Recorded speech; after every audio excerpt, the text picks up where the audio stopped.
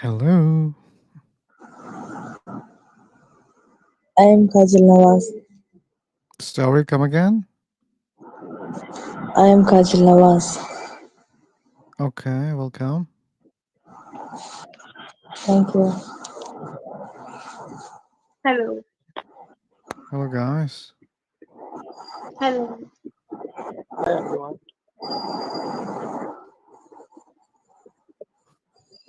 Hi, I'm from India. Okay. I thought you belong from India. I There's am some from noise. Pakistan. Guys. I don't know. Like, someone is very noisy here. Okay, I think it's UKN. Guys, you should know that this is not a meeting room for you, okay? Sorry. It's a room that where we have a very specific topic, and this is live on YouTube. And we need On which more than intermediate level of English. Okay. So please be respectful Okay. about what we're doing here, okay? Yeah, sure. Good. So who wants to talk about God? yes, me. Okay.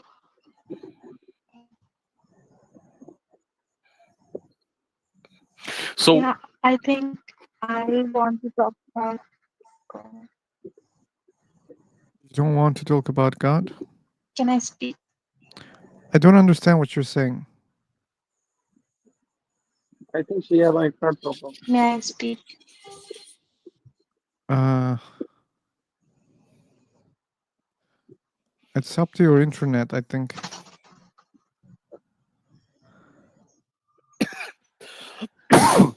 Okay. Am I audible?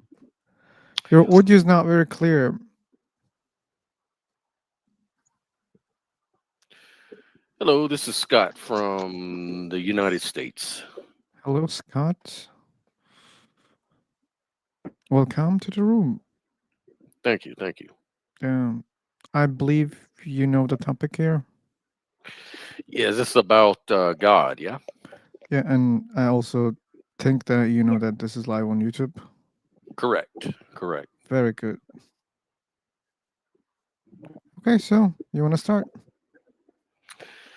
Yeah. So, how do we define a God? I'm not sure what a God really is. If I'm quite honest, because I've heard so many different definitions of what God is and what it means. And is Okay. there like a general definition we're going with? Mm, Can I we tell? can do that, but my main question is: do you believe in any of them? I'm not sure. You're I'm not really sure. not sure. I'm not sure because people define God in so many different ways, and sometimes I believe in some things. Maybe one could call a God. I would be hesitant to call it a God, but I guess it's subjective, maybe. Then let me rephrase my question. Hmm. Do you believe in any of those definitions that they're real, or do you think that maybe they're not, but maybe there's something similar to what they define?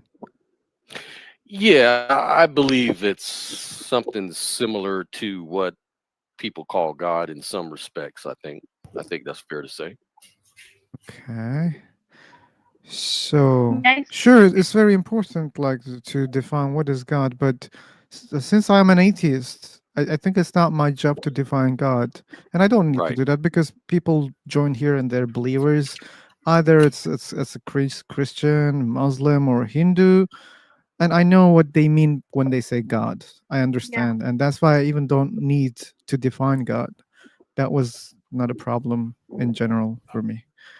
So I Hmm. don't believe in their gods, and I don't believe when someone say, "I believe in a god," and it's like this. Like, if they're not talking about something that we know, for example, the sun, the universe, then we can argue, okay, why you're calling it God. But I have never seen any person that says God without implementing something supernatural. I have never seen. So that's why I don't That believe in any God. that's another term I have a problem with, supernatural. I don't even know what that means either. Ooh, that's another problem. That's another problem. But yeah, maybe we can talk about it another time. Yeah. So But what do you just believe? to sure. So to move the conversation on, I could probably say that I believe that there's an interconnectedness of all things. So like everything is sort of woven into a seamless web of relations. Like you could say, I don't know, ecosystems, Okay. gravitational fields, the independence of life. I don't know. You could go into quantum entanglement, all of these weird things. Um, that's the interconnectedness of all things. Some people see God in that. That's debatable. But you could maybe make a divine correspondence argument and say that God as oneness or as a ground of being, as in like monotheism or Neoplatonism, something like that. You could probably find some sort of divine correspondence with that. But then again, these terms all have to be unpacked, really. Okay, okay. But how you deal with these kind of topics? Um, I, I suppose I would say that that it prop for me personally, it's not that big of an issue, I guess. I don't. Maybe I should come at it differently. Maybe I can talk about what I think a god is not. What God is Right? not. That would Yeah, like if yeah, this is why it's so weird until we get things defined because it really doesn't make a lot of sense when we talk because okay. like But like is God conscious? Let's ask that. Is God supposed to be a conscious being person? Is he a person? according to many believers, yeah, God is conscious. Yeah, Okay, okay. yeah. And when we say conscious, what do we mean by conscious? Does that mean like it's we have like I don't know, in philosophy they call it phenomenal consciousness, which is just a raw datum of experience.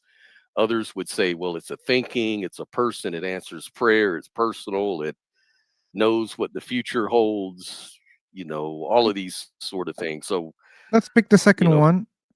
sure. Okay, so in that case, I don't believe that. Okay. So in the other case, you think there is such a thing? Yeah, yeah. I think that if we do, if I make some sort of analytical argument, I would say that it could be argued consistently, anyways, internally consistent, that at the base of reality, say like in this godly type of thing, there is probably some sort of phenomenal consciousness going on. Can you like give more details about that? Because I don't understand what does it mean phenomenal consciousness. Yeah. So phenomenal. Go ahead. No, I'm just listening. Okay. I keep hearing somebody jumping in. Oh, maybe you hear my phone. I'm sorry for that. Some No one is speaking right now, to me at least. so there must be some kind of bleed over. I'm hearing a female talk and answer. Oh, okay. So I don't that's a know. glitch. That's a Hello? glitch. Hello, Hamza. Well, let me refresh myself because if Okay. you hear someone else, if I don't hear, that's a big problem. Time. Where you come from? Okay. We're not talking about countries, Hamza. We have a specific topic. Yes, okay. Thank you That's so fine. much. What's your topic you're talking? God's existence. Yes. So Many. so it sounds like that voice went away. So I'll Okay, maybe cool. try to so phenomenal consciousness. I guess it would refer to a subjective, qualitative aspect of experience, like what it's like to be aware, the felt dimension. It's this is distinct from say like meta consciousness or access consciousness, which would be like information the mind could actually report on. So phenomenal consciousness is just about bare experience itself, not cognitive processing. Does that make sense? Oh, no, not yet. Not yet. I'm trying. Okay. Um, so when people sometimes refer to consciousness, they're talking about people who can think and can plan or can process information, like make evaluations. Um, Okay. This is like the humane part of consciousness. Okay. yeah, sort of like a human sort of consciousness, or even some animal consciousness. But we know that it seems like consciousness is on a spectrum. So it seems like we may be conscious as humans, but we may not be consciousness as, say, my cat. My cat doesn't experience or relate to the world in the same way. I think it's called an umwelt, like it's the way that you perceive reality is different, and you have different constraints. So, like a cat or an animal can't really plan for the future, perhaps. It can't really do some of the things humans can do mentally. And There's a so, difference. yeah, so there is a difference. And so I would call it like a spectrum. There's a spectrum of different kinds of experiences and mentality and what we call consciousness. Phenomenal consciousness is that bare fundamental building block that you kind of build on. So it's minus all that stuff, minus all that thinking and ruminating and planning and cognitive processes. It's basically just referring to the aspect of experiencing. That's all it is. It's just bare experience. And so I kind of believe, I kind of lean towards that being the fundamental substrate. And I have reasons for coming to that conclusion. So I don't know if I define those two things for you in an Um, adequate way. Let me know. Probably you did for some people, maybe, but for me, it was not enough. So, Okay, okay. Ask because another, yeah, ask a question and maybe we can drill down on that. yeah, yeah, good, good, good. So, you think that that's the cause of the universe? That's the I would say that's the fundamental, the axiom of this sort of analytical philosophical view, you might say, that the substrate of reality is phenomenal consciousness, Okay. Still, this is experience, ground of being itself. mm, It's okay. No, it's not helping. yeah, it's reality as experience from the inside. So in this view, maybe this will help. Like in what we call matter is simply a structured appearance, like within your phenomenal consciousness, not outside of it. I don't know if that helps either, though. Okay, These I'll are sort try. of philosophical. Yeah, Yeah, very yeah. Look, philosophical. I believe I can catch from somewhere, but I'm just trying. Okay. Okay. Pure consciousness, you said, Yeah, right. and still, I don't understand what does that mean. You said minus what we have, but Hmm. like if I don't know what's the whole, like when you say minus, so what left is still unknown to me because I don't know the whole picture that you imagine right now. You think. Hmm. So that's why it was not helping to me because I need to know the whole picture to be able to make the calculation. Then I can say, Hmm. oh, okay, then we have this. But I'm not able to do that because I don't know the whole.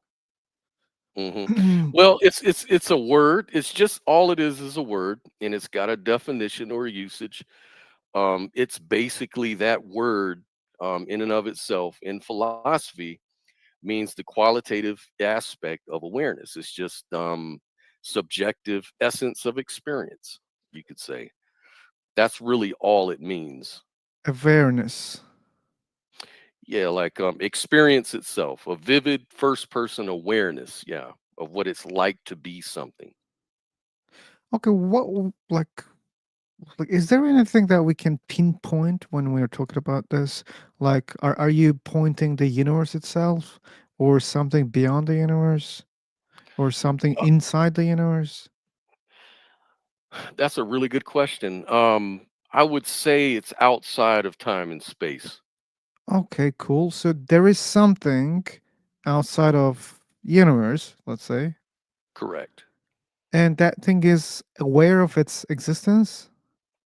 It's yeah, it's a phenomenal conscious substrate. It's Okay, you just outside of repeated time the and space.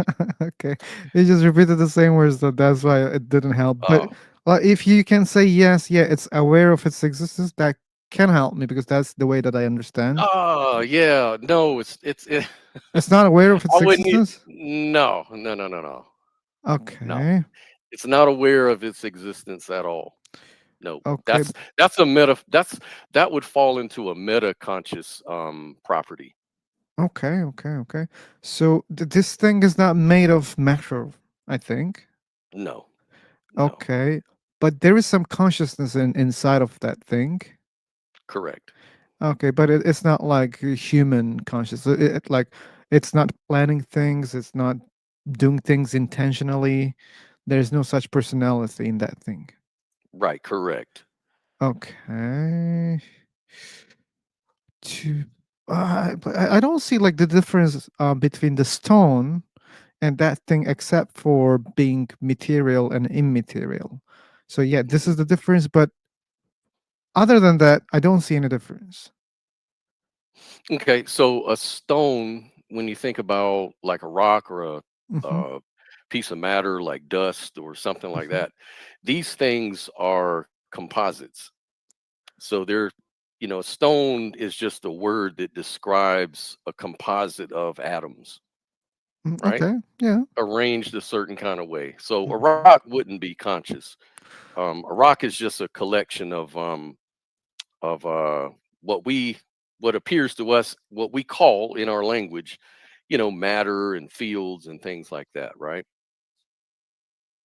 So each, you know, for example, um, let's say I say that there's this computer that's on a table, right? There's a computer that's on a table, right?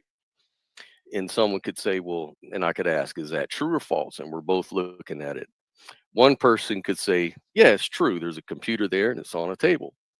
Another person could say, well, no, because computers and tables are just, atoms configured in a computer wise way on a table that's made of atoms in a table wise way, right? So, it depends on what we're talking about. If we're talking about a whole, an appearance, that really may not really be true metaphysically because that's something that we make up. It's just language to describe something. If we go in and do the science, we say, well, oh, it's just atoms and they're just configured a certain way. And that's probably a more accurate description, right? But then what are atoms? Do atoms and subatomic particles, do all these things have standalone existence? No, they don't. They're not things at all. They're just abstractions. They're mathematical descriptions of properties like spin or you know any sort of way you want to measure something, and we just call it an atom or something like that. But there's no really standalone existence with a material object, right?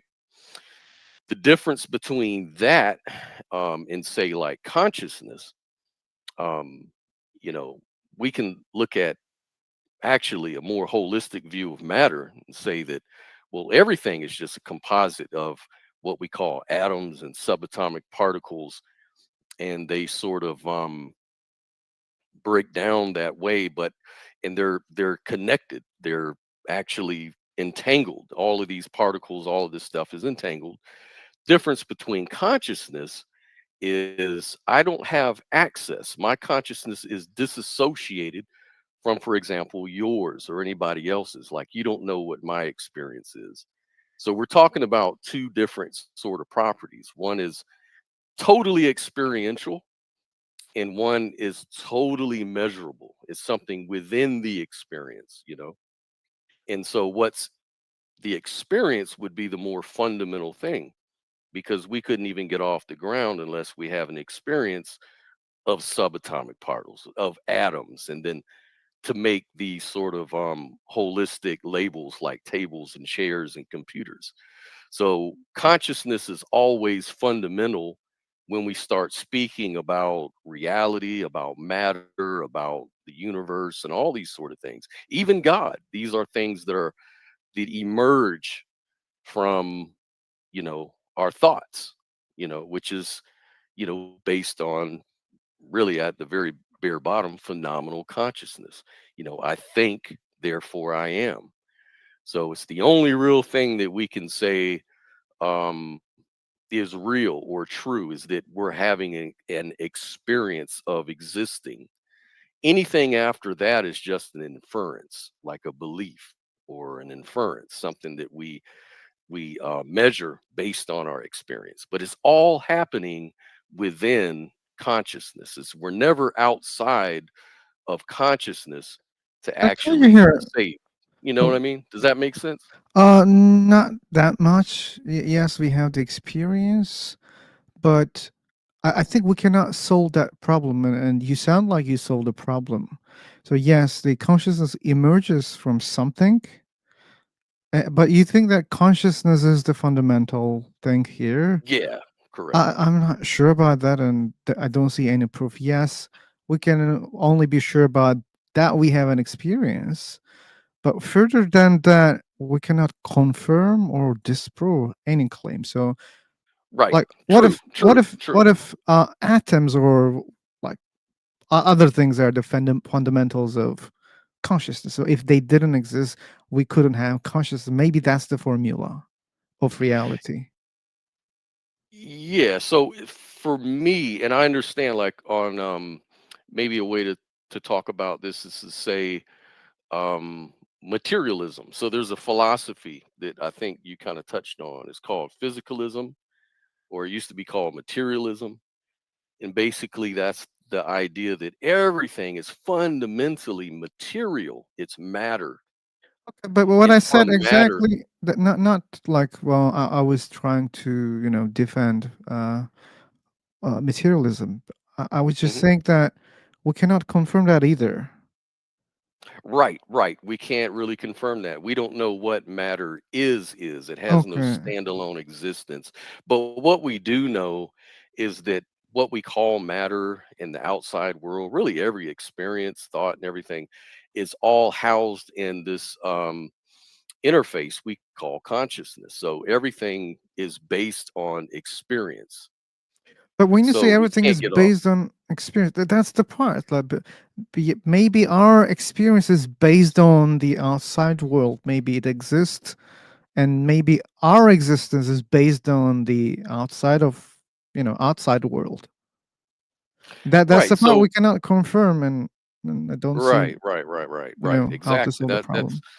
that would be called the hard problem of consciousness. So Uh, um, we wouldn't know um, how consciousness emerges from matter. There's no answer to that. yeah, yeah. There's So, absolutely no answer. And so mhm, it's really up in the air. So that's why I always say it's a belief, it's a philosophy, yeah, uh, rather than a science. You know what I mean? yeah. But when we observe, like, through our consciousness, like when we look at other things that we call consciousness, we find them emerging from matter, and How do you see that?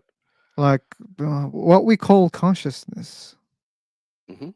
and how we come up with the word consciousness by observing things and making, oh yeah, that these are different things. Look at the stone, and this animal is different. Okay. And that's how you define, right? Like making plans, right? Hmm. And other things, other functions, these are emerging from brain, even, like we can even pinpoint, and we don't see that thing alone solely. in the existence in reality. Only thing that we observe, only place that we observe is just the brain, and it comes from the brain. Yeah, we don't know how exactly, but we can at least say that, oh, it's coming from here. How did you conclude that though? By just observing. Observing what though? Yeah, who's making plans? Like, yeah, the we are. Okay, and Um, how we do make plans, like by thinking, yeah, right? you can Reasoning. you use your brain, correct? Yeah. You use it. Hmm. And what's the organ that we, use to produce thinking? It's correlated to the brain, correct? Yeah, yeah. So and that But comes from there, here's the problem. That's kind of a fallacy though. which is Correlation is not causation. So two correlation. variables, yeah, if you look at correlation, correlation is two variables changed together in a systematic way. For example, ice cream sales and sunburn incidents both rise up in the summer. Wait a Does the second. Come summer again? cause, for example, like say every time it rains, Hmm. people use umbrellas. Does umbrellas cause rain? Definitely not. But like the conscious example is not like that. Um, but in philosophy, it is though. It's considered exactly like Really? that. Yep, that's why it's called the hard problem of consciousness. It only points to the correlation to the body and the mind. But if you really deeply inspect that, there's a whole lot of problems you'd have to explain to really prove that's the case. I'm not saying it Example. isn't the case. One problem. Can I hear? Sure. So we've got a couple problems. We've got the combination problem. What's that? Um, so the combination problem is to say if consciousness emerges from the brain, well, how does it do that? What is the mechanism for how consciousness can arise from the brain? So Okay. someone may answer and say, well, if you just put enough neurons together, if you just, you know, put enough configure or just the right kind of configuration of matter together in just the right way, then like a genie out of a bottle, consciousness will jump out. But we don't know how that happens. So it's a problem. It's a combination. We don't know how does that combination lead to consciousness. If we knew that, then we could simply go in a lab, combine a bunch of stuff together, and But make like say conscious computers or conscious brains. hmm But we haven't been okay. able to do that. So we have a correlation. I agree with you. Oh, but that's more than a correlation. Like, uh, you're saying like we look at the sun and we don't understand how light works, how it's being produced in the sun, how it's reaching us. We don't understand those things. Let's assume. Mhm. Therefore, the light is not coming from the sun. If you don't understand the process, it would be up to debate, I suppose, Really? unless you could actually point to a causal factor. In the case of what you're talking about, of course, we can see that, and anybody can kind of see that the photons actually derive from the sun when Mhm. it arises. Then we have photosynthesis. We have a lot of ways to combine those things together to Okay. draw a conclusion. But with consciousness, you see, these are two categories, different categories. You got matter and you've got experience. Experience is intangible. Like there's no, if you open your brain up, say I'm thinking about the sun and say, okay, you're thinking about the sun. Well, if I open your brain up, I don't see a sun in there. I don't see the thoughts in there. Okay. So That's because, of course, we all know those are two different categories. One is mental or conceptual, and then the brain is what we call matter and physical. So they're two different categories. okay, And so sure, how they're do you not get the same one things. category? Right. So like in usually like with emergence, say like the wetness of water, it emerges from say the molecules, the water molecules, right? They combine together. Or say the fire triangle, you put oxygen, heat, friction, these things combined to, or combustion, these things combined create another property we call fire. Fire emerges from those three properties, right? But notice all of those properties are physical.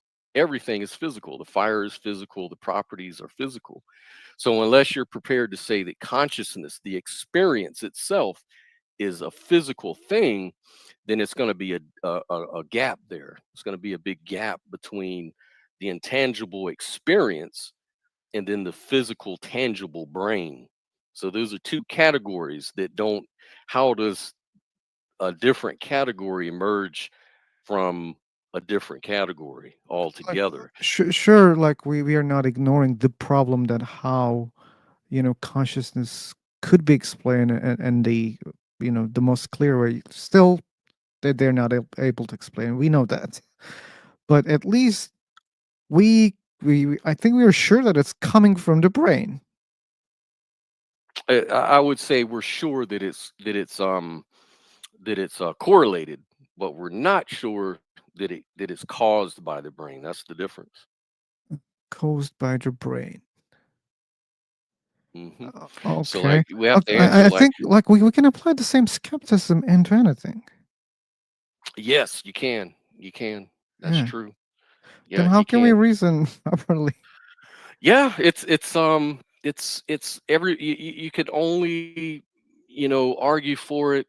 That's why I say it's kind of a belief. It's kind of falls into philosophy, metaphysics, Okay. and you evaluate. So we have to ask the question: how do we evaluate different claims? How Okay. do we evaluate a metaphysical claim from another metaphysical claim? Like, you could say, okay, here's one metaphysical claim. Consciousness emerges from matter. That's a metaphysical claim. So the metaphysics here is that matter and energy is the fundamental property from which consciousness could arise, right? Okay. So you can compare that to the other alternative, which would be what I'm talking about, that actually matter and all that stuff are just emerging from consciousness itself, right? Yeah, but how that part is Uh, also like I think that part is even harder to prove. oh, I'm sorry. Say that again. Like, you think which one is the case according to you? I'm leaning towards the fact that matter is a derivative of consciousness.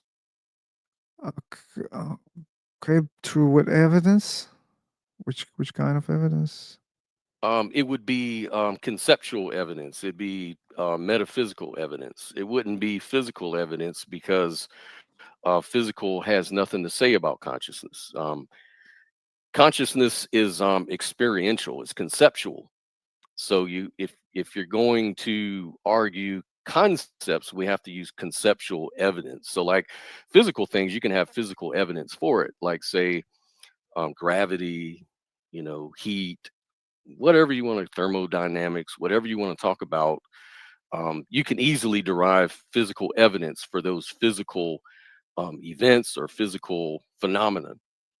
But if we're talking about conceptual things like consciousness, there is no absolutely no physical proof in the physical world of how we get consciousness at all. There's none.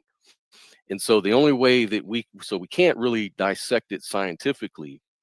We have to use metaphysics. We have to engage in philosophical discussion, at least for now, it seems. How do we do that exactly? Yeah, so like I was referring to, all you can really do for now is do analysis. You can compare different metaphysics against one another and see which one is more consistent, more robust, has more explanatory power. Um, do you know, for example, what constitutes good metaphysics versus bad metaphysics? No, I don't have any idea. Okay, so a good metaphysic will be more parsimonious, for one thing. So there's this thing called parsimony, and parsimony is when you make the least amount of assumptions. For example, if you make too many assumptions about something, like, well, say, well, I believe in God, And God is and the reason I believe in God is because He answers prayer. He's almighty. He's personal. He's all loving. He has infinite qualities, infinite stuff.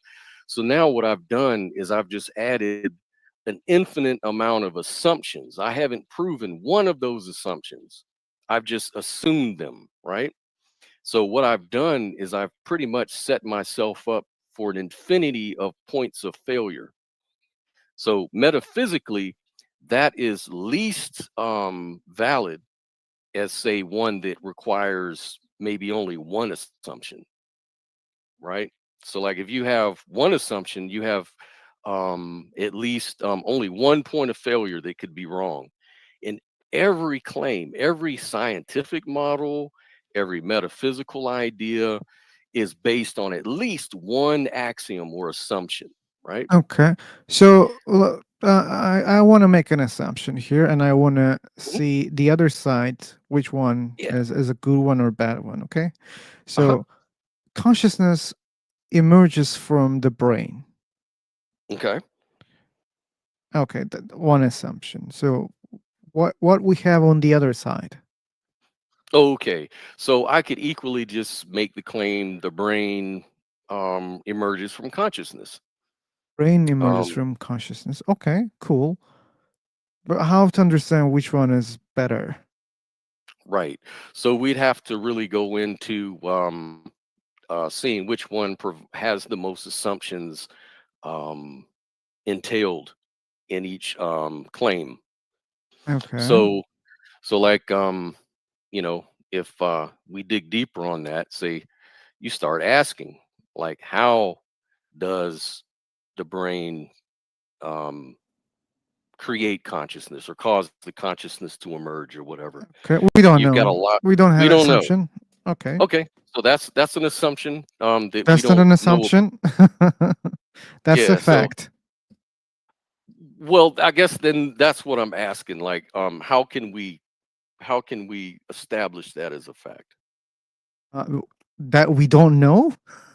No, no, no, not. I'm sorry. Maybe I'm misunderstanding you. I mean that. So you're not. I think I got mixed up. So you're saying it is an assumption that consciousness emerges from the brain. That's your assumption, right? Yeah, one assumption. Okay, gotcha. That's one assumption. Okay, and then we can pit that against the opposite view, the one I already explained, right? And so then we can sort of go in to see which one has more metaphysical value than another. Like which one makes the least amount of assumptions, which one has more explanatory power and is more coherent. So, like a good metaphysic would avoid contradictions, right? Okay. So its principles should kind of be internally consistent. Explanatory power, it should provide some sort of insight into reality. So it should offer an explanation for why things exist, why changes occur, for example, how mind and matter relate, all of these kind of things. So it should have some sort of explanatory power. On the view, the first one, the assumption of mind coming from the brain, right? So we've got an issue there. How does the mind and matter relate? How do they relate? Um, we S- can't answer that. You just said that, we sort of are kind of stuck there. It's kind of an assumption, but we don't really know how they relate. We just know that they do, right? okay. But But do we the, know how brain comes from consciousness? um, yes. So we Really? can make well, well, let me back up again. I need to make this really clear. Um, when we talk about knowing and knowledge, who really knows anything? We can just have arguments, Okay, we can and a say the lot of same the thing for mind comes yes, from the brain, but that's we don't right. know how exactly. Okay. Yeah, we just know that the two are correlated. That's the one thing we can agree on, that the brain and consciousness are correlated. But the one thing we do know, now there is one thing we do know, and that's that consciousness um, is primary to our experience. We couldn't experience brains or have this conversation at all unless we were consciousness. So we're building on something we know.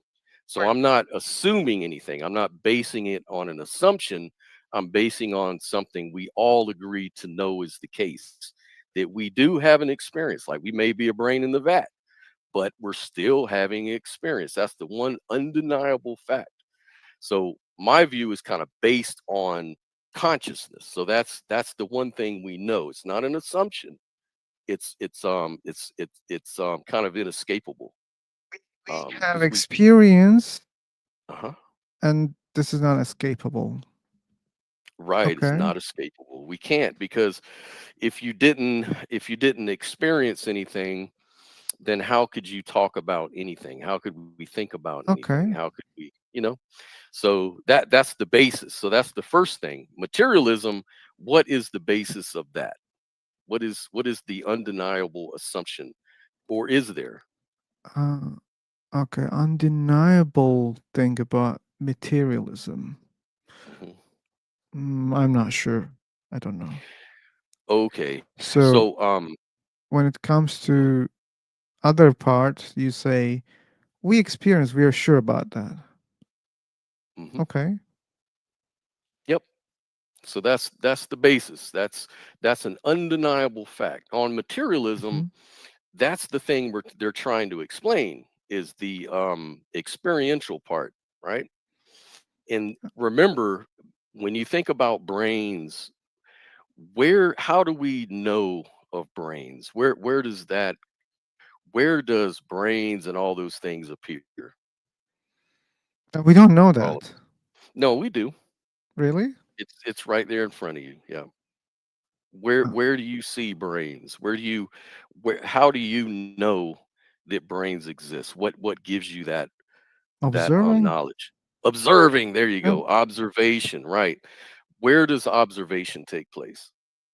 Take place. Yep. Okay. In the brain. Okay. And how did you derive that? Like where did that conclusion take place? Um, we observe that the consciousness, awareness, all those things comes from the So, brain, happens in the brain.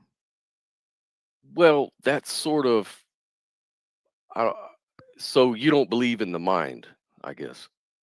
Like when we say consciousness, awareness, like all those things are mind, right? Like if we say it's in the brain, does that mean you could open your brain up and find some of these concepts? I don't think you're saying that, right? Okay, okay. But I think that there's a problem. Like someone typed in the chat box, if you crack your PC, you cannot find the Google also, but Google comes from the PC. Yeah, that's right. That's right. So Hmm. so Perfect. and that can be like our case about consciousness. Yeah, you crack open, you don't see color blue in the brain, but yeah, it's Right. going Right. going on there inside of it. I cannot pinpoint. Yeah, you're not able to do that. But So let's suppose that that part is metaphysical. Okay, like I don't have a problem with that. So when we say mind, I don't mean matter. Okay, let's go with it. oh, No okay, problem. gotcha. That's No that's the problem. only thing I wanted to figure out. Okay. Okay. So all of that stuff happens in the mind. Now, Hmm. is your mind outside of your body? Mind outside of Is my your body. is Yeah. your mind outside of like is your you are you stuck in your mind? Like Seemingly everything that everything that you observe is in the mind, right? everything I observe in the mind. That's Like I don't know. That's the question that I okay, know. if you did not have a mind, could you observe the color red? Probably I couldn't. Right, you could not. I Yeah. kind of agree with you there.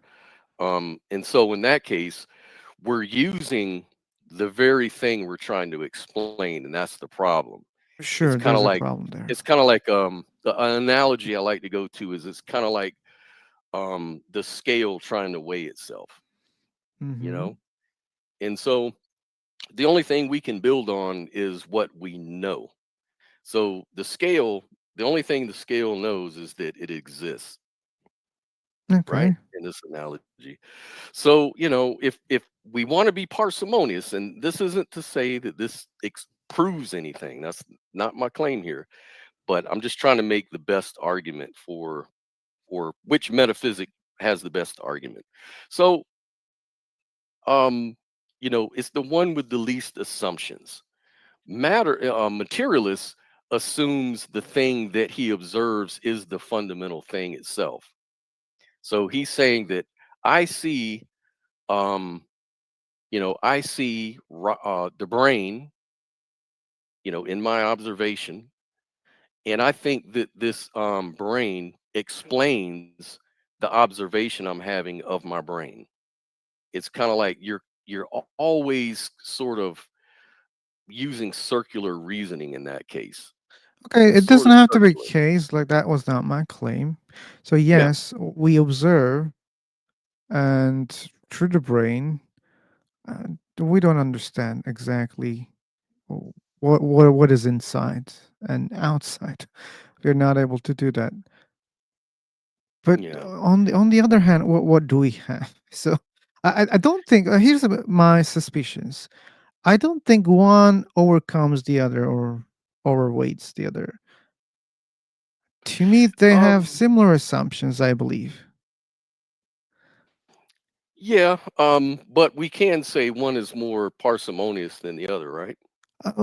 Okay, but I could say one of them is more how to say, I could say kind of more logical to lean towards. Um. So, on logic. So when we logic is you know simply a language. It's kind of like a language. It's a tool we use, right? Kinda, yeah. It's Um. it's a language, yeah. Yeah. So I mean, it in languages have different dialects. So you've got paraconsistent logic, you got quantum logic, fuzzy logic, classical logic. We could go on. Yeah. So what do you mean by one is more logical than the Okay. other? Like, I yeah. mean this, like we open our eyes, right? And you experience the thing that you mentioned. Yeah, we experience. But what's our experience? We experience something outside, seemingly outside. So that's even how we can say, oh yeah, yeah, there's something similar to what I experience. Like I see other people, I connect with them, I communicate with them, they tell me the same thing, and I don't know what they think. I don't know what is in their minds. If I was the only thing that exists, I could have access to their minds, but that gives the feeling at least that they're separate from me. So that seems like consciousness can be Mhm. outside of me also. That's Mhm. what I experience. Yep. And the experience is very consistent. Like I open my eyes, Yep. every time I open my eyes, there's matter, and I'm inside a universe. That's a very consistent experience. Yes. I have never experienced that I'm soul alone. Okay, that was not my experience.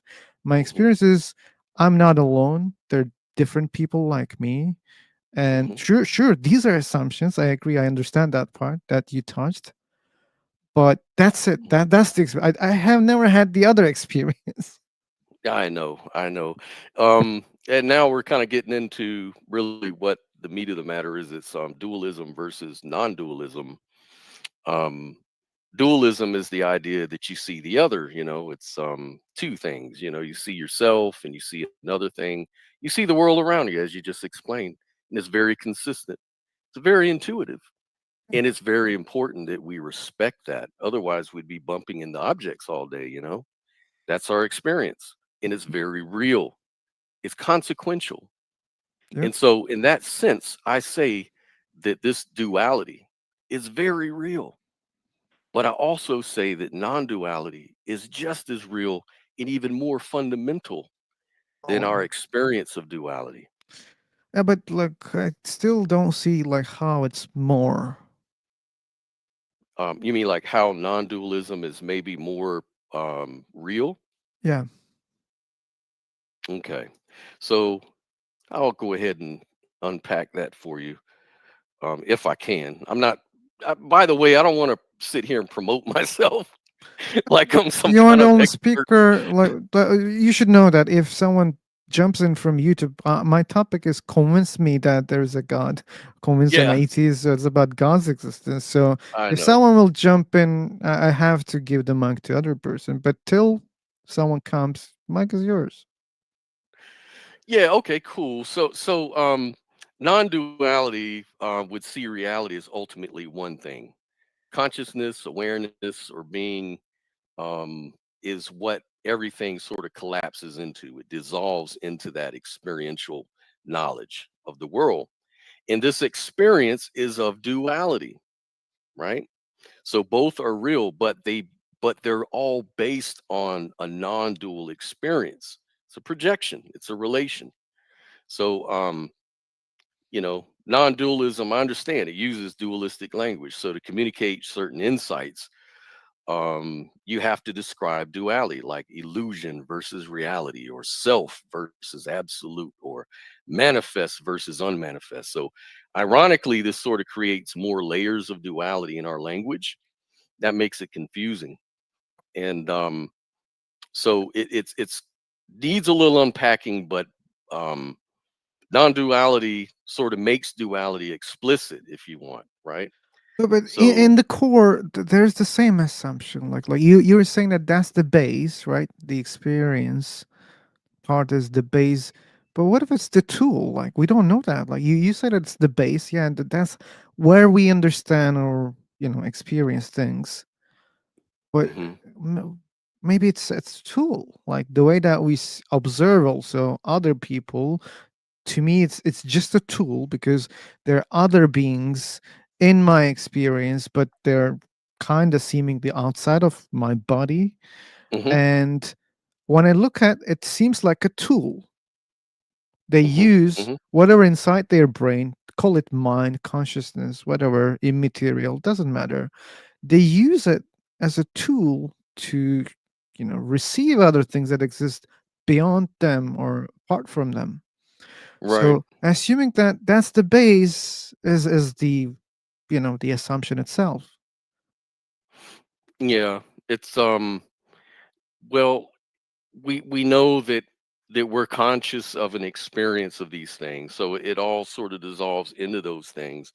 In fact, this is why I would also, just as a side note, I would say that the reason why the idea of God as a metaconscious sort of being would be sort of nonsensical, because you need dualism in order to know yourself. You need, if you know if we didn't have this form of duality, um, we wouldn't have anything to reference from each other. We wouldn't be able to define anything.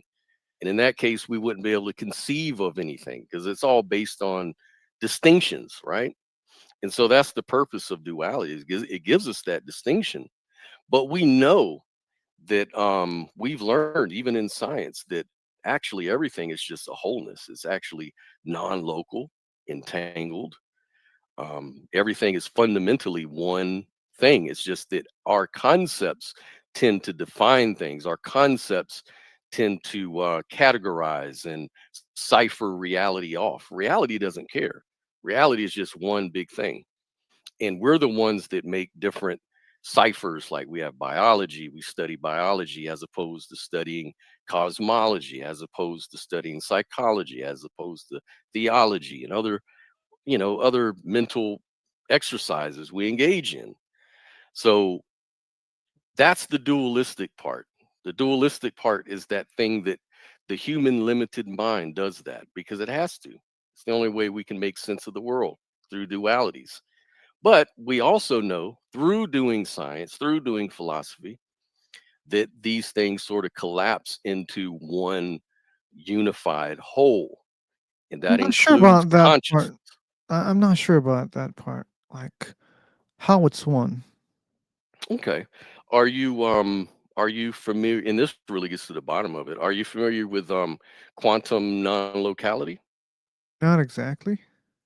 Okay.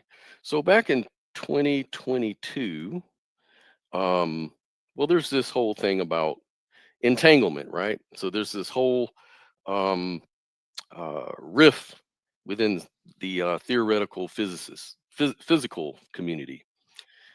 Some people feel like reality is local, it's real, like one thing affects another thing, right? It's our experiences. Like you said, it's what we experience. We see things like, if you drive a car into a wall, it's going to create damage, right? So one thing caused another thing. There's like a local consequence. It's called local realism.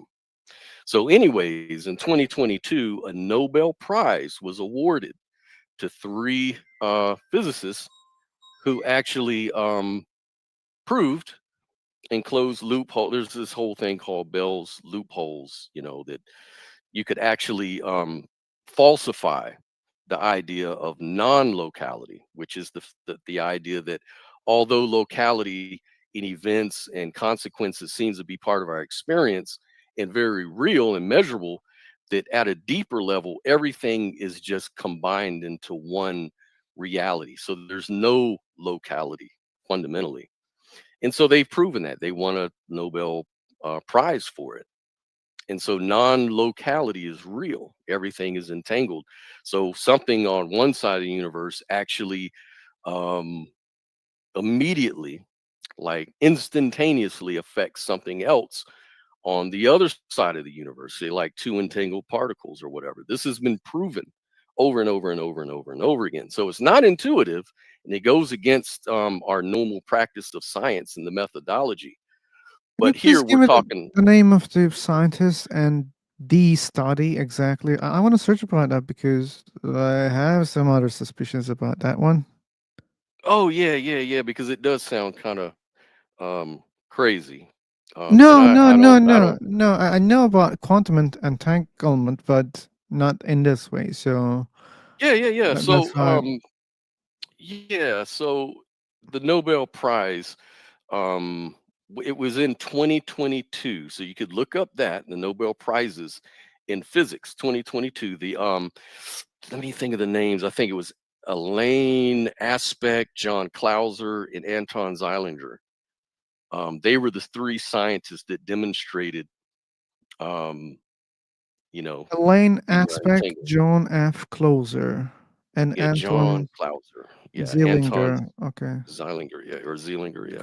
Which demonstrated the violation of Bell inequalities and established the reality of endowment field of science. Their work, which built on the.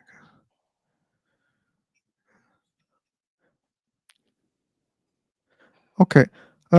This is the way that I understand, not the way that you mentioned, but still, maybe I have some misunderstanding. This is talking about the entanglement of particles, not Hmm. everything. So it Well, doesn't say everything like the is. conclusion is not everything is connected to each other. So if you move X, it moves B. This is not the case.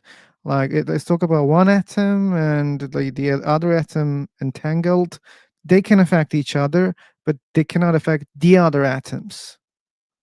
Oh yeah, they have to be entangled. Of course, they have to be. First of all, Okay, but you'd have to therefore split. everything is connected to each other is a false conclusion of this, at least physics things. Right, but you got to remember, if you go way back to the beginning of the universe, say, let's assume the Big Bang was right, and that the universe expanded from a very small point. That's where everything was entangled at one point, and then everything expanded from there on out. And then by the rules of you know, quantum collapse is what they call it. Um, and then everything becomes sort of disassociated, but there's still like a tree. There's a historical tree that goes all the way back to the Big Bang.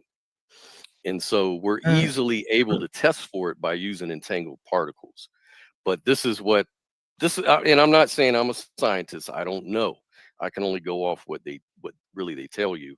So I guess proof of concept. You can come up with proofs of concept about whether this is really true or not. So we have what we call quantum computers, which uses entangled photons or atoms or even other things you could maybe entangle at that level. And you can do computing, like parallel computing. Use some of the weird aspects of quantum entanglement, like non-locality, superposition. That way, you can process an infinity of historical lines to come up with an answer. And this would be really useful in like decoding, um, things like that. Even teleportation, like teleporting photons or whatever. You can do that. You're able to manipulate and manage quantum states and all their layers of properties, and it gives you access to information, more information than you would using classical computation. But And I so only had the that's kind of problem. proof of concept. Yeah, it's proof of I, concept of what that is. my only problem was about your oneness concept, and this is the one that I disagree. And yeah, entanglement doesn't say such a thing. Like, yeah, it only says is particles can have that property, but not everything is connected together. When you go Big Bang, yeah, like they were there together, but that doesn't mean they're together right now. Well, I mean, science really does indicate that things are interconnected in a fundamental way. From like say the cosmic scale of the universe, Things. Okay, like like I there's don't have problem with that. X can be connected to Z, but that doesn't mean X is connected to everything. well, my argument is that all matter originates from the same cosmic processes, and particles, right, can remain connected regardless of distance. And this demonstrates a deep independent structure to the universe itself. That's what the science tells us. So Dependent there's, structure. yeah, quantum subatomic connections. That's through quantum entanglement. Even your fundamental forces, say, let's take classical, um, electromagnetic fields connect objects. Even Earth's magnetic field influences the surrounding fields. Everything is dependent at some level, fundamentally. It's just not that easy to see. It took a lot of science and drilling down to really understand these things. You can even look at biological and universal connections, like in life itself as an interconnected universal phenomenon, like with astrobiology. It studies, existence beyond the Earth, further illustrates how all of these things sort of connect together, like universal matter, right? Like we kind of use the word connection now in a different way. Like the things that you say, yeah, two things can affect each other, but connection is a kind of different word for me. I see. Well, yeah, I'm only using it based on what our best science up today tells us. So I definitely won't make things up. I definitely wouldn't want to make anything up. I would probably refer you to again, not to use some sort of argument from authority, but I mean, you can go to like Dr. David Hamilton talks about that. There's a website for gravitons.com. Stanford of philosophy talks about that under the heading non-locality versus locality, and it kind of talks about all that. So don't take it from me is my whole thing. I'm just explaining to you based where I'm basing my beliefs on, which is everything I've ever studied about science. At least this is one aspect that can support that view, even though the view essentially is pretty metaphysical. But at least we can use science to sort of inform our metaphysics, is what I guess what I'm getting at too. So, hello everyone, and I recognize Dub. James. I knew Dub's voice as soon as I entered the room. Like, yeah, I know that. Oh. I know you too, man. How you No. doing, brother? Doing pretty good, man. We each have one of those voices where we're not mistaken for anybody else. That's for sure. I know. So, Awesome. Glad to see you here, man. yeah, same. So it's a small virtual world after all. Okay. Yeah. Entangled. Yeah. It's entangled. Entangled. That's right. Yeah. Good one. So, Yeah. So that's kind of where I'm getting at. And what this has to do with God, I'm not I was sure. gonna go there just in seconds. Yeah. I know. I was gonna say, okay, let's accept that there is oneness of a quantum field, okay, Exactly. and that's, let's say, this is the basement or basis of the universe. Hmm. How does it suggest that there's something else? Because when I asked you in the first place, is it beyond Yeah. the universe? You said yes. I said, is it inside the universe? You said no. So I Right. assume like the base that we were talking about, that quantum field, is different than something that you call God. They're different things. Yeah. How we reach from quantum field exists, therefore there is another thing. Yeah. So I guess the point to get the first thing you said out the way, um, quantum fields being outside of time and space is true in some respect. In other words, the laws of causality, for example, time, the way we talk about time, the way we talk about space, these things really don't make sense in quantum field theory, right? These things just don't make sense at that level.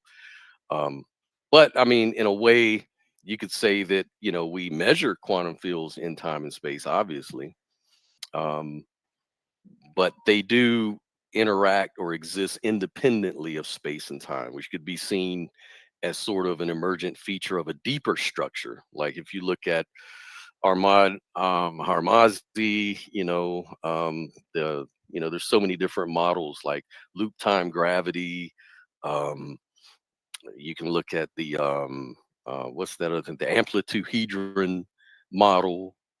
All of these things sort of point to a deeper substrate outside of time and space. That there's been a lot of good work on that. Actually, they've discovered geometries existing outside of time and space that can explain, these models explain what we see in time and space. And so in that way they're valid, but there's a lot of work to be done. But the point here is that most of science in this respect, like theoretical physics, they do sort of assume that space time isn't the end all be all. It isn't the fundamental thing. But And we know. we already accepted that the quantum field is the Yeah, yeah, fundamental. yeah, yeah, yeah, yeah. So that's the thing, like consciousness is something that is real, um, and so quantum fields, if everything sort of is an excitation of the field, as they say, well, so is a conscious experience, right? So if everything is sort of connected, then I guess the reason, the question would be, then why don't I experience what you experience? Why don't I have that? Why do we have that disassociation going on? And I think that's just kind of the nature of this sort of relation. I think that consciousness is just relating to itself. Like there's this, like I told you before, there's this substrate, this phenomenal consciousness, which is neither thinking or making plans or having any sort of real feelings about itself. And it's relating somehow to, say, a metaconscious beingness, like, say, you or me. We're conscious in this universe and we're somehow relating to the universe. We're decoding it as an experience. And so, but we're disassociated. And so the question is like, how does this association happen? Why does it happen? That part I cannot answer, but we know it happens. Even on a materialistic viewpoint, this happens.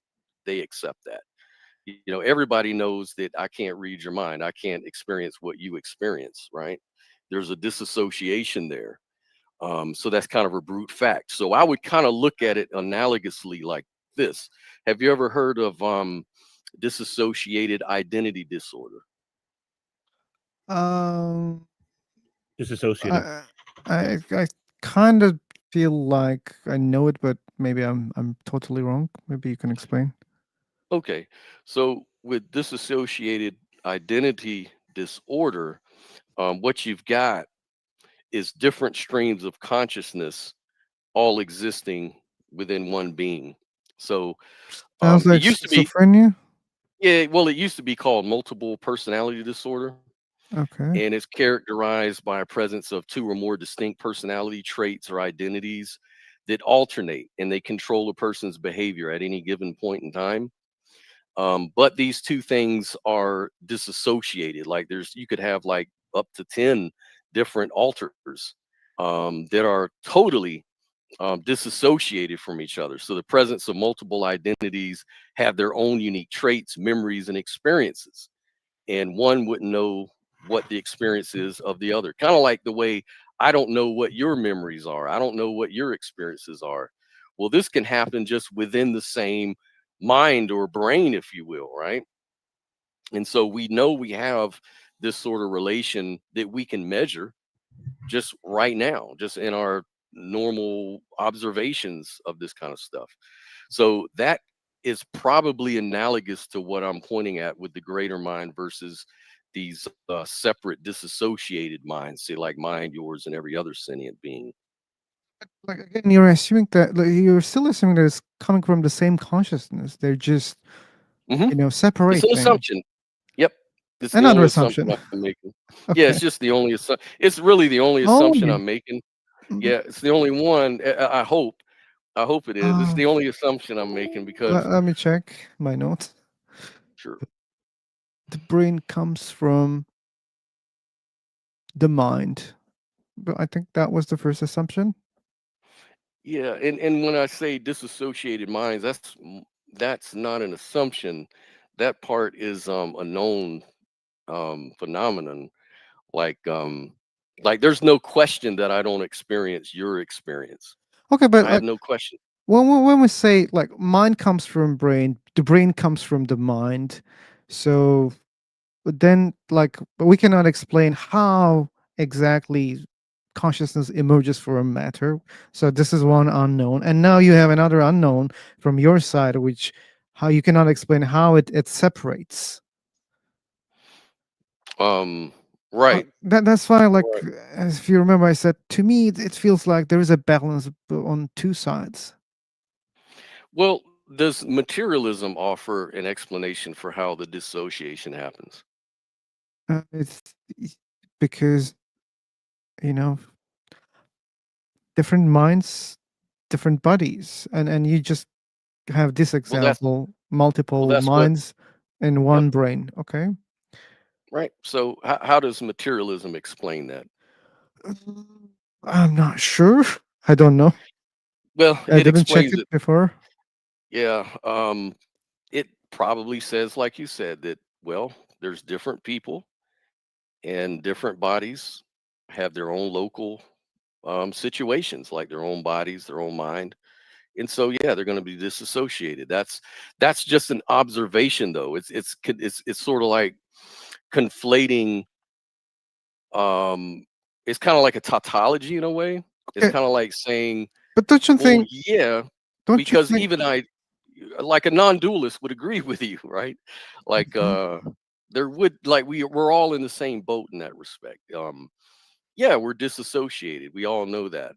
So that's not really an assumption necessarily that we have to debate about. That's something we all agree on. Unless you're someone who claims you do know what I experience in my own subjective mind, that would be different.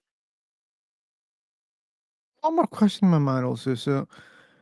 Well, if it was coming from the same source, okay, one consciousness, why? Okay, like I'm not talking about the separation. I'm talking about why we are not finding same consciousness emerging from different bodies. Same conscious. Oh, you mean like same personality or Yeah. expressions? Expressions, okay. That's that's kind of like saying why would let me try to think of a good analogy. It's I'm just not sure it's an important. I'm not sure what the answer would help us either way.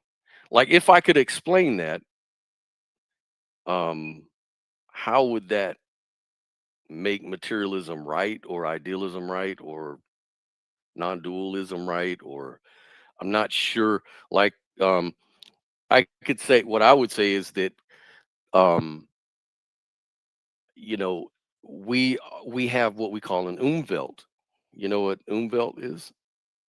Like, I take my question back because I think like I just don't know exactly how to Well, it's define actually consciousness. But well, I'm thinking about you, and it's a good question actually. I think it's not anymore when I think about it No, more. okay, okay. Well, I Yeah. was just gonna say, umwelt is simply just the world as it appears to a particular organism. So it's kind of shaped by its sensory and perceptual capacities, like a rabbit's experience is different than a bat's experience, for example. Like they're different appearances in consciousness. They have different configurations, different appearances. So obviously they're going to be different. This goes back to the dualistic aspect of reality. Um, so I'm not sure how that really would prove or disprove either way, but it's just a fact we all agree on, kind of like the disassociation thing. We're just talking about things we agree on. So let me go there again. Maybe Okay, yeah, take your time. James was gonna take it to another place, but he left. But Oh, if he comes back, we can go again. But my sure, question sure. was like even if we accept the oneness of the quantum field and things are emerging from that field, and then we have the universe, space, and time, etc. So this is how you build, right? The Say reality that the we re- experience. the reality we experience is based on consciousness. We have to be conscious to have any experience. So what we experience, we can either agree on or disagree. And some of it is subjective, some of it is intersubjective, meaning we can all agree on it. But go ahead. Oh, but we were then speaking about the quantum field and Uh-huh. the oneness of it. At least you were talking about it. Uh-huh. So that means this is the base of the universe. Are we Yeah, okay so yeah, far? yeah. Yeah, Okay. yeah, we're good. I'm just trying to repeat your words, and Yep, you yep, will you're right. correct me, You're I right. believe. So Uh-huh.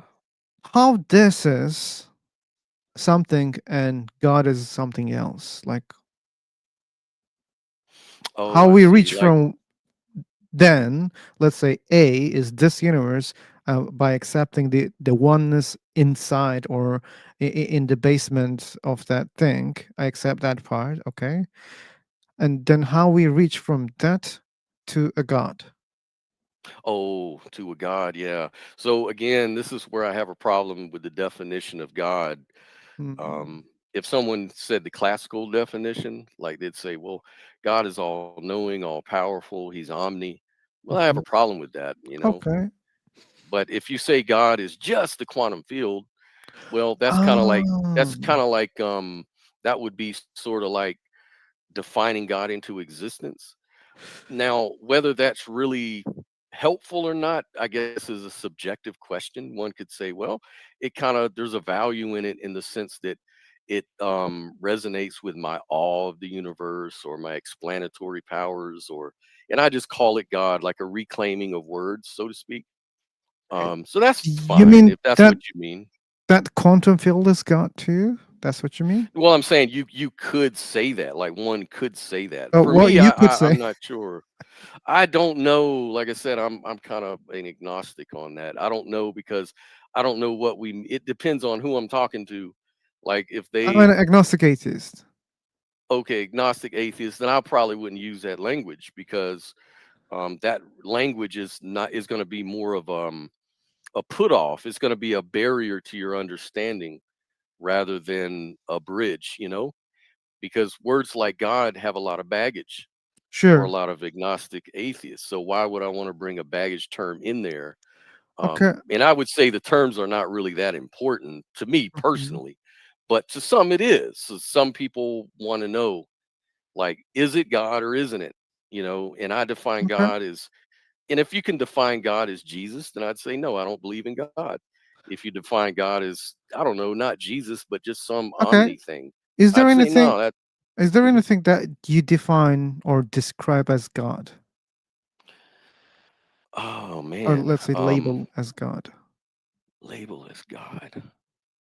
If I were to be, if I wanted to stretch it, I would probably say anything that from where our experience emerges from, like this experience of the world, where does it come from?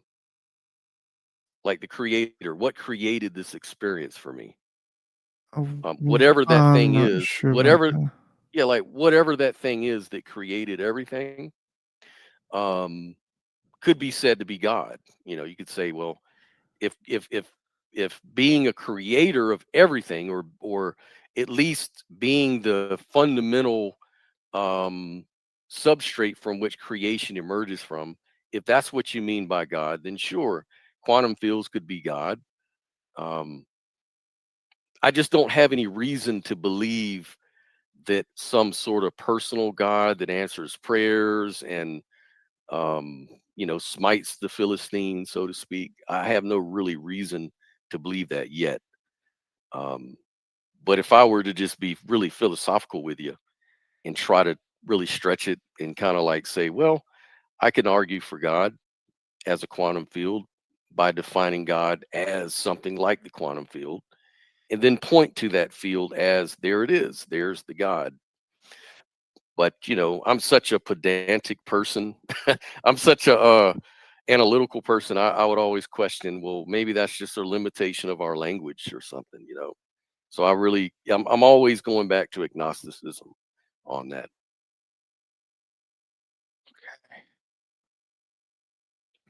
I And I know see. it would be a lot more interesting if you would have a real strong theist, somebody making that positive claim for you. That'd be a lot easier for you to deal with right Sure, there. sure, sure, sure. Like I just type in the chat box and my brain already melted, and now it's just in the process of I know. vaporization. Um, yeah.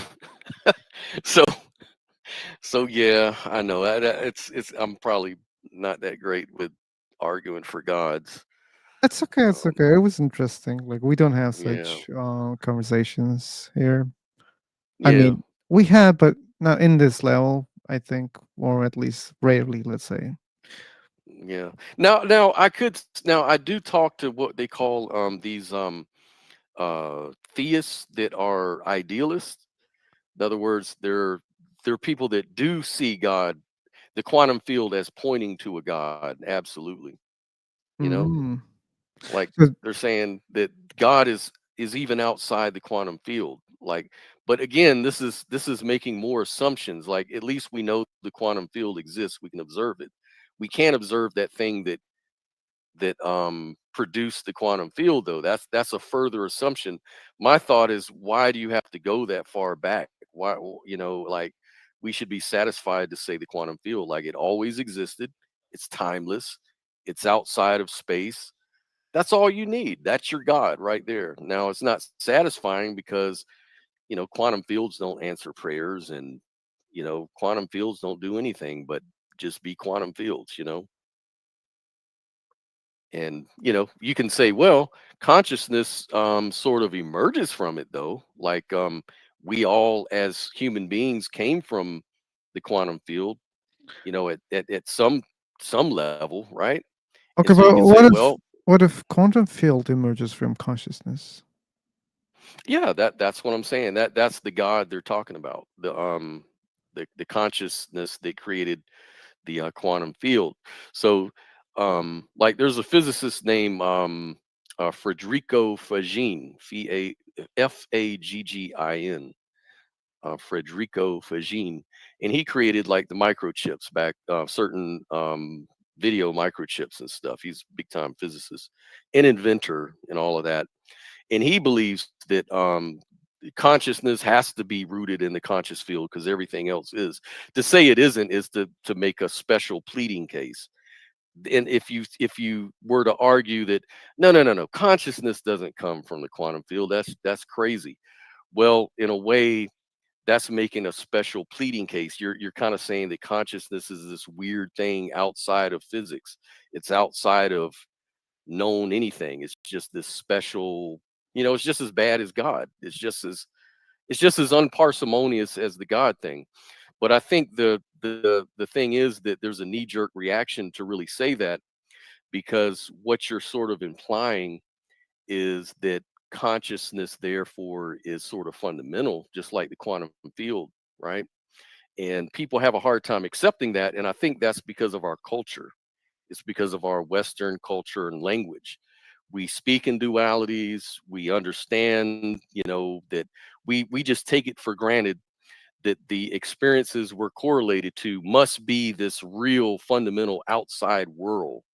Like, we take our experiences too freaking literal and too serious. Like, while we should take it serious, obviously, but if we're talking metaphysics, we're kind of engaging in special pleading, because we're looking at consciousness like it's this special thing, like it's something outside of, what I mean, reality, that we know of. And so that's why I like to stay parsimonious and say, no, I agree. Consciousness is part of the quantum field, and everything in the quantum field is non-local, if science is right about that. And if that's the case, then I'm a non-dualist. Pretty simple. But what's unsatisfying about that is that it doesn't have much to say about God, really. Yeah, it doesn't say. Yeah, I know. I'm sorry. It's okay. As I said, it's okay. I Still, try. still, we don't have. But you did very good. Like, and as I said, since there's no anyone here to, prove a God exists, so Yeah. that's why. So Once it's they okay. pop in, I'll jump off here. I've actually got to go do something, but Okay, hopefully okay. somebody will jump in, and I'll stay tuned. I just One got to one walk away. question. One Uh-huh. question. Yep. You came from YouTube to my room, or Yeah. So this is why I came here. from the YouTube? Okay. Yeah. So I Okay. was referred by a guy named Objective Ethics. He's an agnostic atheist, Oh, and he and I have my own podcast, wow. Cool. on YouTube and everything, and You can we talk share about these. Yeah. the channel. So it's called. I'll put it down in the chat. Cool, cool, cool. So if you Maybe want to some join, people yeah, already interested in. They can. yep. So I put it right there. Cool. It's called The Discussion, and we talk about all this stuff, philosophy of mind and stuff. And anyways, Objective Ethics said, look, if you want to get more subscribers, maybe boost your viewership and everything, maybe join the freefortalk.com and get into these rooms, so that after a certain amount of time, you can Made start this. hosting your own. Yeah.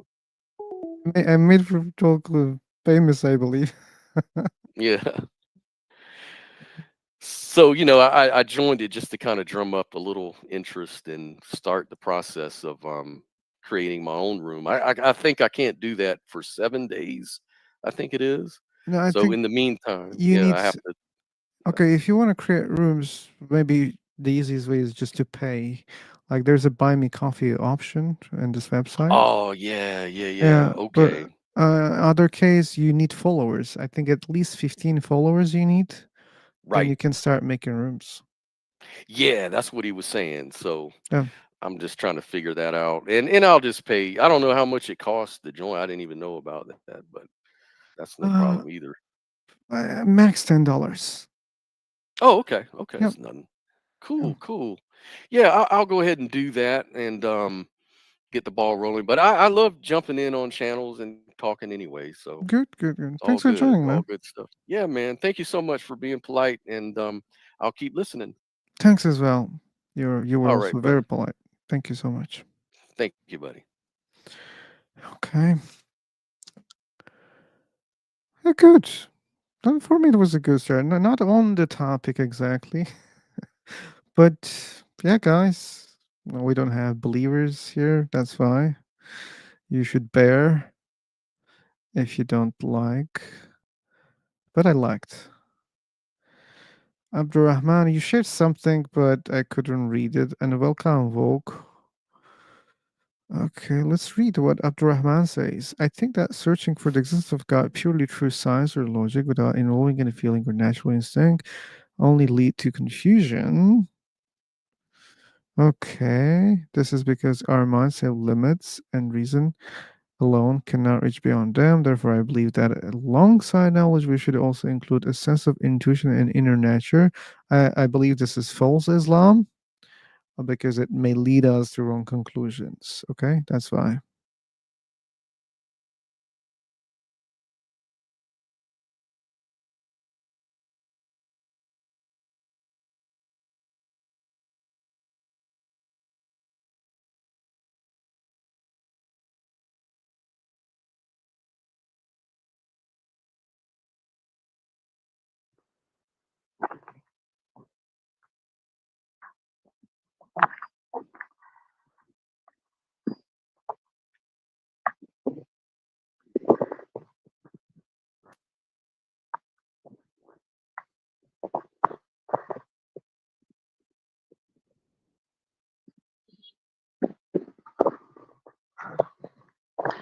So Phil, Okay, Harry, I'm sorry, but I have to end this stream. Sorry, like there's an urgency.